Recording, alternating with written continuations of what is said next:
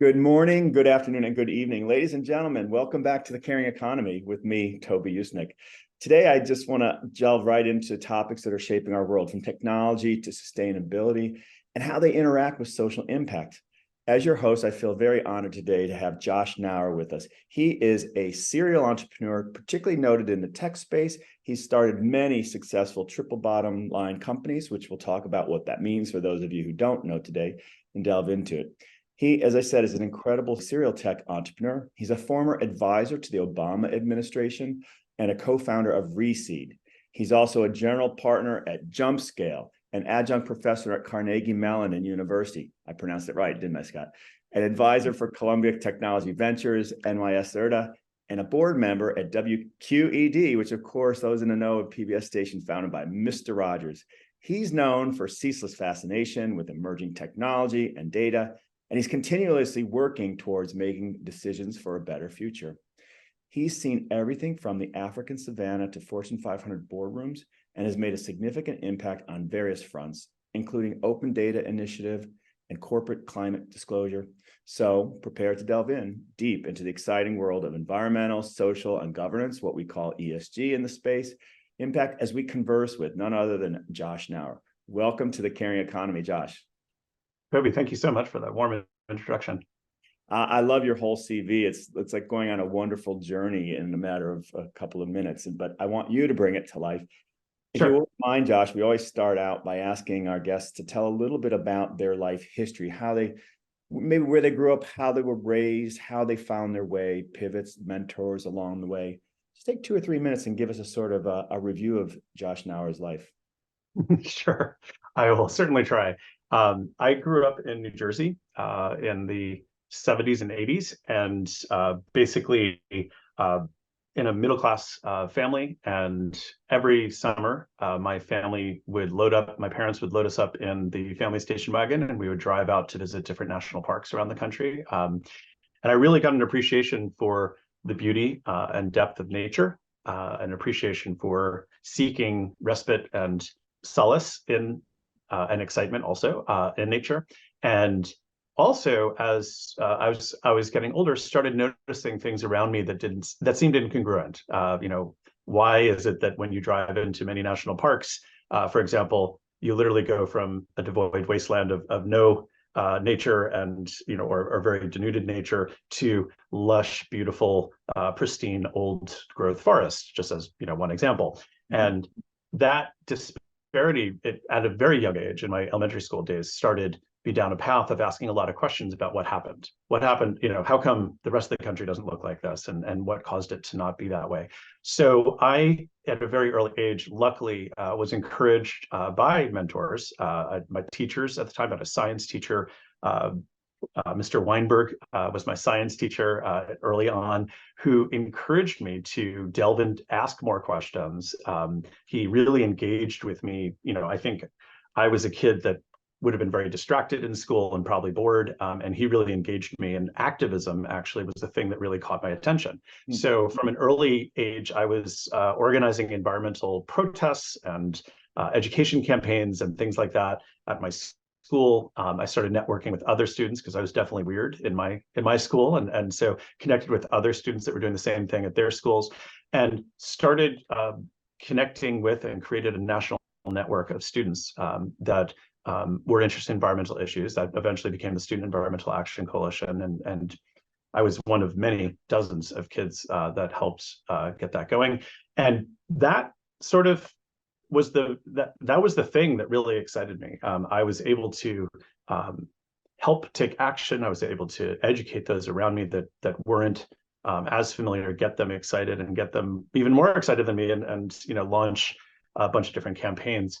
When I got to so that organization grew to about 40,000 students nationwide by the time I went to college. And when I was in college early on, I wanted to keep in touch with them. So this was 1991 that I arrived at Carnegie Mellon University here in Pittsburgh. And there was this thing that I'd never experienced before called the internet. And this internet could allow you, it's obvious today, but I saw the ability to be able to send one email out to thousands of people. And have people start interacting with each other through those email lists and online chats and other forms. And then I discovered the web. Tim Berners-Lee was actually visiting the university, and I was able to learn about this crazy new thing called hypertext protocol, which I will admit, when he first showed it to me, demoed it for me at a science fair at Carnegie Mellon, I didn't quite get it. And Tim actually left, obviously he was just visiting, so he went back to, I believe, Switzerland, and emailed me one of the first early web browser, that was graphical. So basically, when I saw that, the light bulb went off, and I realized that technology, that I frequently have been drawn to technology, could be an amazing enabler for the types of change that I wanted to see in the world. And that launched a career path for me of creating a few nonprofits along the way, although mostly in the for-profit realm, seeing that business specifically could be very somewhat counterintuitively to most, but businesses could, and market forces could actually be a force for good. And that has been a driver of mine. So basically, if you draw Venn diagrams of different things, it's technology, change in the world that I want to see, and business. And basically at the heart of that, where they cross over, that has been the formation of my founding vision, basically, that I've had for my career. And I've created, as you mentioned, a few companies along the way, and have had managed them in what's called a triple bottom line model, which there are many mentors that have helped lead the way on that. I was brought into a network of them through something called the Social Venture Network, and got to meet heroes of mine that had started in the 70s and 80s, companies, Ben and Jerry's, lots of many others that were focused on that triple bottom line. And I wanted to bring that into the technology space. And so that's my first company, was called Green Marketplace. In 1996, we created some of the first e-commerce sites for the natural products industry, had a triple bottom line focus on that, balancing people, planet, and profit, and making decisions that would be either positive or neutral for them. And that was a decision-making framework, basically, that we had. That company, just fast forwarding, I was able to grow and then sell, and had a great exit in 2002, and to a publicly traded company. And then started my next company through a research lab at Carnegie Mellon University that had a bunch of IP around bringing together lots of data from different places to help people make better decisions. And what better platform could environmental decision-making and community-based decision-making, that was very exciting to me, that we could use these technologies for that. And I created a company called Ryza.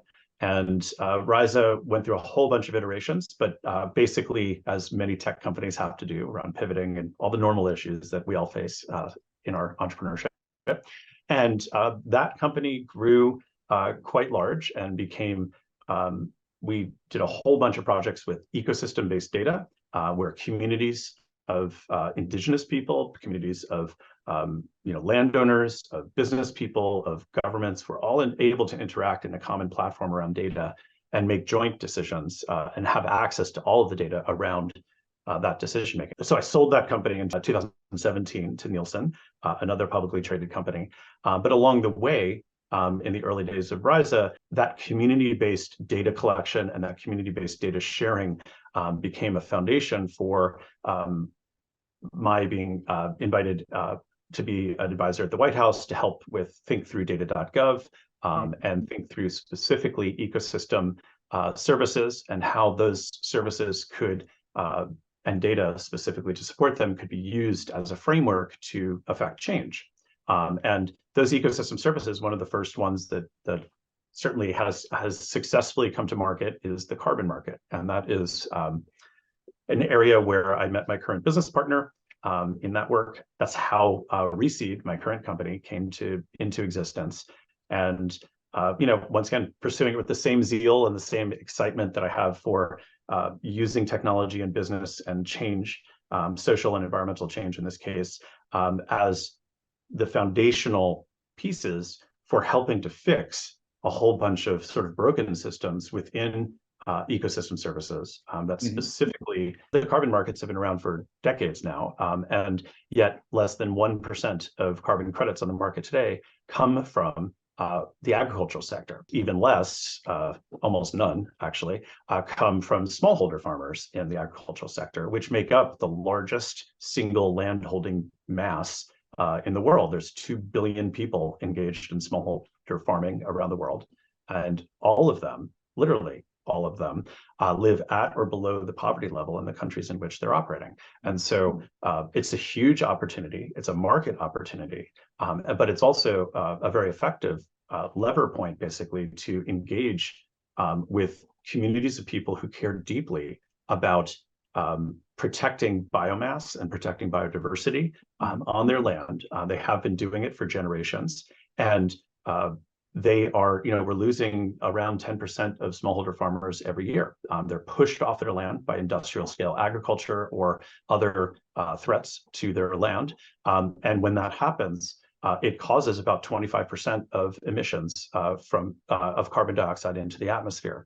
And so this is a cycle that we can not only stop the emissions that might come from the threat of losing those farms, but also financially support those farmers as business partners and work with them to actually draw down even more carbon and be part of the solution of helping to clear the atmosphere of several hundred years of industrial pollution. Seems to me you're actually giving credit where credit's due for the role that the farmers play that has been taken for granted, because Correct. it hasn't been known how invaluable that is. So now you're putting a price on that, which is unpriced, which is sort of similar to a conversation we had with our last guest, Paula DePerna, last week. Wow, Tim Berners-Lee, he's mythic. And to think that you were actually sitting at a university gymnasium or something, and he actually sat down with you. Tell our listeners who he is, and I want to ask you a question about him.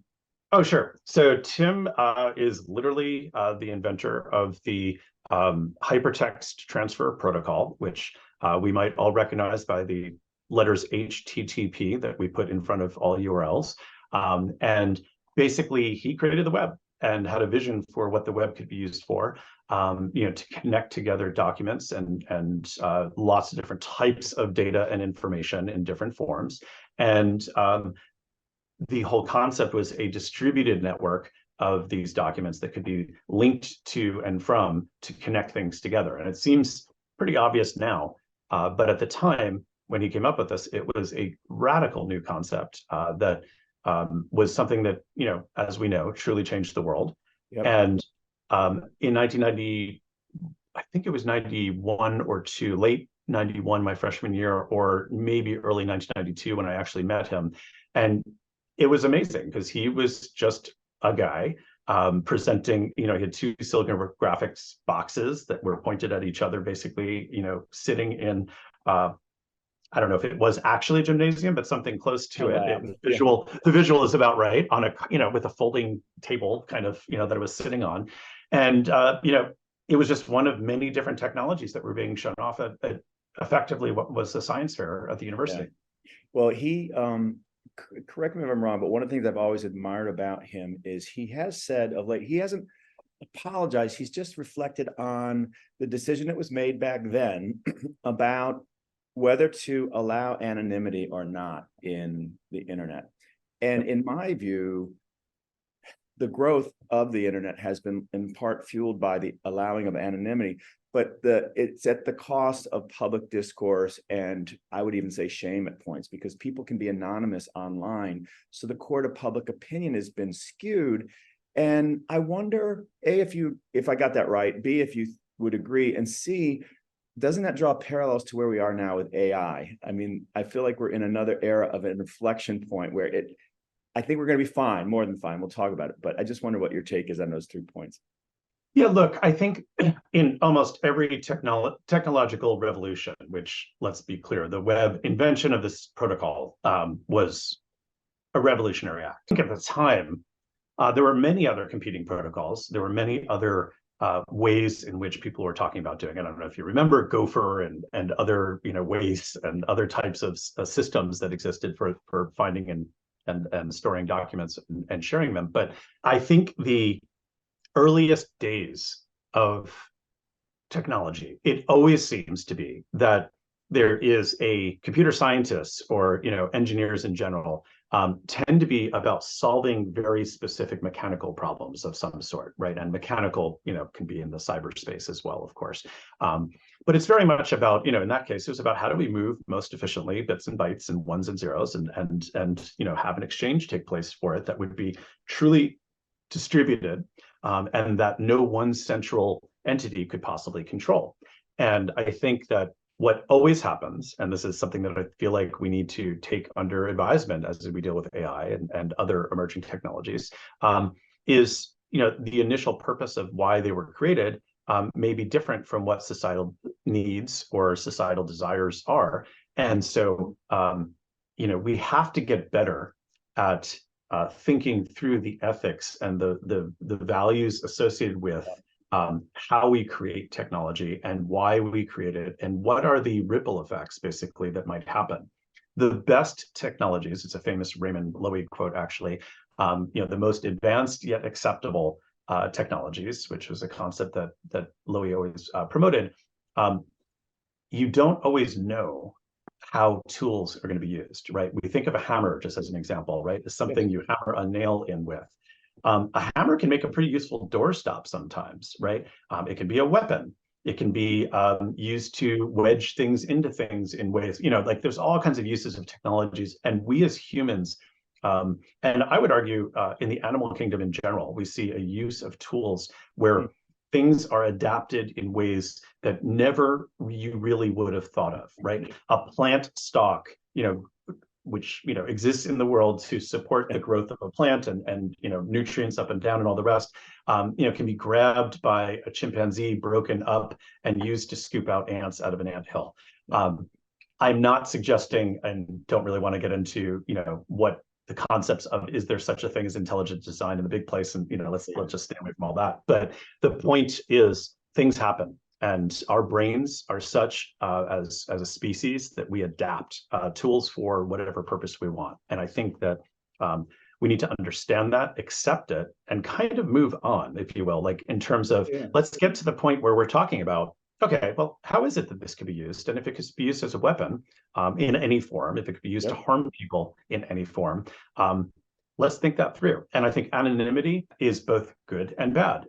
Anonymity in an orderly society that has justice systems and clear, consequences for actions and all sorts of things, anonymity can be a problem, right? Because then you can have people, who at the fringes of that, who want to act outside of the norms of that society. But anonymity, and I've done work in helping with free speech and journalism and open data in countries where you don't have systems of equity and justice that are acceptable, let's just put it that way. In oppressive regimes, for example, anonymity is a lifeblood. And it's the only way that we learn that, right now we have this in Russia. I mean, when we're looking at who, whistleblowers and people who are actively helping to expose some of the, cracks in the facade, basically, that these regimes are creating, anonymity is a lifeblood and a lifeline. So look, there's always a balance between things, and I think that we need to get smarter. I think as a species about and certainly in society about how we deal with these situations and when and under what circumstances. And sometimes unexpected outcomes. Actually, I would say in human history, unexpected outcomes have almost always been positive, but there are also some serious negatives. Let's look at the Industrial Revolution and this brilliant idea, right, of digging carbon out of the ground, and drilling for it, and but mostly digging for it out of the ground, using it as the fuel, that a very efficient form and safe, if you will, at the time in terms of the boundaries of how people were thinking about things. It was much easier than the whale oil that we were using before, and this idea that, hey, we can burn this stuff and it's pretty cheap and it can make engines go and literally power the Industrial Revolution. That was a good idea at the time, and nobody thought about the future consequences of, hey, wait a minute, if all this smoke is going up in the atmosphere, where's it going and what does it mean? And once again, rather than, I think, the early days of my youth, looking at how to, metaphorically throw stones at and protest, against that from happening and going up against, I'm really interested in how do we engage with people to actually just make it really profitable for them to put that carbon back in the ground, because we can actually do it. So I'll come back to that. I want to just say on the AI, just to finish that thought, I am a big believer in, this is the year. We had as a guest a couple of weeks ago, Marty Chavez, who's among many things on the board of Alphabet. And he talked about this being the year of AI, which I happen to agree with open source or open AI, Bard, Google. I believe it's incumbent upon all of us to engage with it. Not necessarily good, bad, or anything, but just be aware of it. This is the first time in history, I believe, where we've knowingly been able to engage with algorithms, not blindly. And so I think it behooves all of us to actually engage with it. And I've taught courses on it, on social impact, on single parenting. And I still am amazed 4 or 5 months into it now, for me, how people are reticent or ignorant about it. And I just, I hope people will actually try it out or get to know it instead of being informed by others' views, because it is so present and it's going to remain that way. I wonder if you have any thoughts. I think so. Look, I think we need to be honest about what AI actually is. I think, we think of it as robots and mechanical and, disconnected and can never possibly think or feel or experience in ways that we do. And I'm not really convinced that's true. I think that we're headed towards an age, and I don't think it's just this year. I think over the next 5 to 10 years is going to be a radical transformation of what we agree on and decide is living and sentient. Because quite frankly, as humans and as a species, we've only recognized ourselves as sentient. We don't recognize that dolphins are sentient, and many other types of life forms are in fact sentient, and may or may not be at different scales of sentience or intelligence or whatever. But I think really what we need to be looking at, and where I see the opportunity, and I actually think it's a great business opportunity, is to think about how we parent our children and apply those methods to how we think about the emergence of AI. Our children, I think we can all speak about the fact, I have 2 kids. They're, now both in college, thankfully. But basically, let's face it, the path from when they were born, and actually even prior to when they were born, was, certainly rocky, and it wasn't always clear that my kids were going to end up where they are today. Who knew, right? Exactly where they were going to be.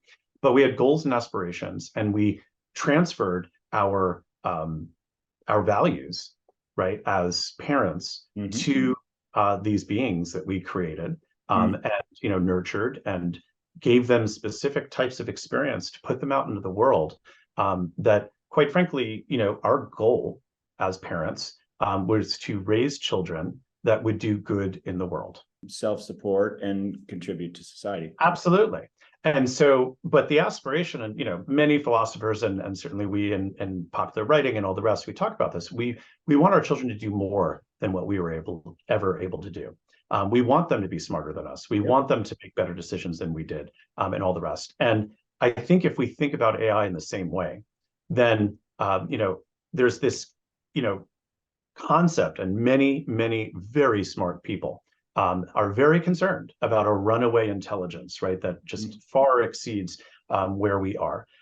That is true, and it is actually going to happen. I'm a deep believer in that. Like AI, the minute that self-programming takes place, and there's a code, DNA, if you will. It's not DNA, it's something else that we need to come to some common agreement around what to call it. But basically, whatever that digital DNA is that causes them to head off in a path, and evolve, basically, we really need to make sure that at least a bunch of them, if you will, and I do refer them as sentient beings, basically, that we need to be thinking about in the future, are equipped with some values that we hold dear and true, like we do with our children. You send them out into the world and hope, quite frankly, hope for the best. And I know that, I don't believe that this is something that can be regulated. I don't think that governments, I don't think that society is actually going to come together and fix this problem in time.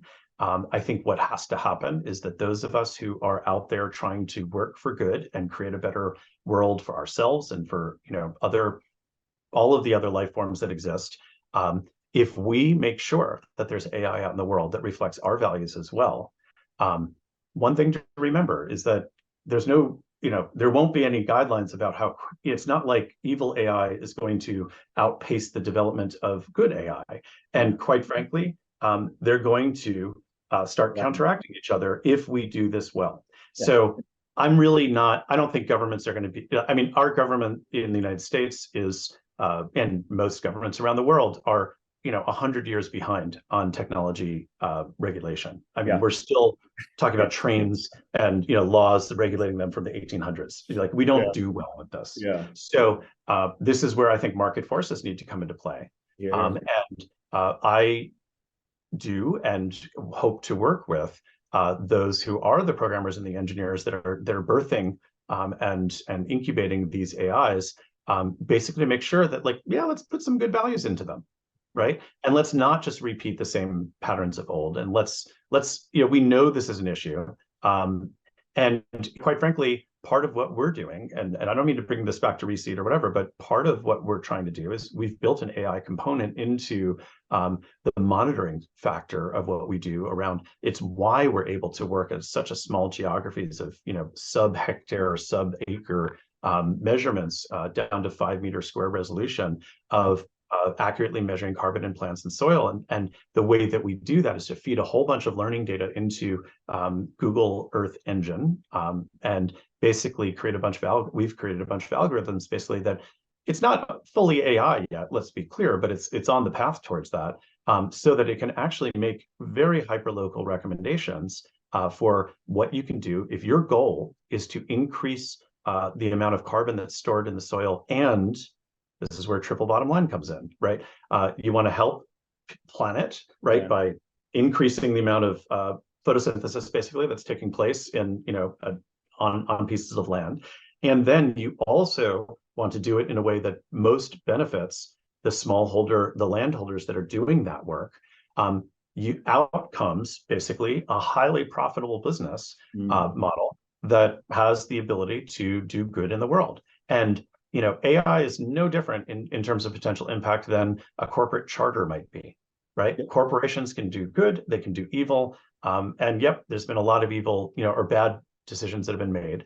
But we have the ability to turn this around. And I think that, at all things, putting positive, clear ethics and values into the DNA of the thing that you're building, whether it's AI or a business or a nonprofit organization or whatever else might come down the road in the future, that is a commonality that can lead to good outcomes. Absolutely. Ladies and gentlemen, again, today on the Caring Economy, we have with us Josh Knauer. He is a serial entrepreneur, well-known in the tech space, has spawned many very successful triple bottom line companies. One of them is ReSeed that he's working on. Josh, first and foremost, how do people be in touch with you or follow you if they want? Using Instagram and Facebook and Threads. And then also probably professionally, the best way to find me is LinkedIn. Okay. I like LinkedIn for professional sort of engagements, and happy to have people reach out to me through there. And you can also go to our website at it's just a web address, ReSeed, ReSeed.farm, and there's a contact us button. And believe it or not, I and my business partners all get those emails and are happy to respond to people that want to engage. I was saying to Josh before we started that I had never heard the farm URL, or email. So yeah. That's fantastic. Pearls of wisdom, Josh. You seem somewhat stereotypical, if I may. I think of you as the white male scientist in a STEM world, but any words of advice for someone who wants to get into tech, into serial entrepreneurism, and particularly those are more diverse than you and I? Someone like me is not even qualified to be, and doesn't have the world experiences to be a good advisor, or, to provide advice, like I'm some sort of patriarchal, expert. But I think there are some truisms, right, that exist that I've certainly discovered, and others before me have discovered. When there is something wrong, when there's injustice, when there's a system that is broken, when there are problems that just need to be solved, it is the ways in which you can help address and solve those problems are quite. There's a lot of room, basically, in our society for that. There are many barriers. I have absolutely been privileged to be a white male, that was lucky enough to go to Carnegie Mellon and have an excellent education, and that set a certain, there's a privilege associated with that is extreme. But it actually also is true that more and more the ability for systems to be created, technology to be developed at exceptionally low cost. The barriers to entry now are quite low from a cost perspective, from a how we build and compile things together in different ways and experiment. There are a whole world that has opened up, even since I came up as an entrepreneur, that is, the vast quantities of successful entrepreneurs of the world are in sub-Saharan Africa, are in Southeast Asia, and in Central and South America. It is actually the case that those are the areas where the best ideas right now are formulating, where people are applying those entrepreneurial ideas in the context of a culture, and in the context of localized culture, sometimes indigenous culture, and sometimes just other forms of culture that are more communal. And those are the ideas, actually, and the people that are succeeding the most. And I know we look at Elon Musk, and we look at Zuckerberg and whoever, and we put them on a pedestal of like, these are the paragons of success. I would argue they're not at all. It's nothing personal against them. I'm not really attacking them. I'm just saying. I agree. There's more than that. Yeah. There's way more than that. And I think that when I, for most of my career, have really looked and learned a lot from, and spend a lot of time listening, just showing up and listening in communities of people that do not look like me or do not come from the same background as me. And honestly, that's where I find the most inspiration, and I find the most learning. What does it mean when you're in an organizational environment to truly act as in mutualized equal support with the person that's sitting next to you, regardless of what their title or background or position is. And when looking at what are all of the different types of transactions that we value, right? There's monetary type transactions, but there's lots of other different types of currency that people are motivated by, and much of it is not monetary.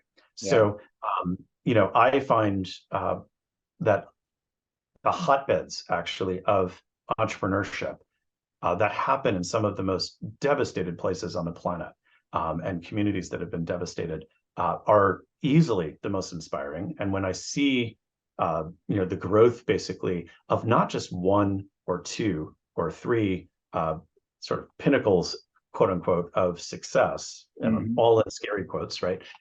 Like we do in Western culture. Yes.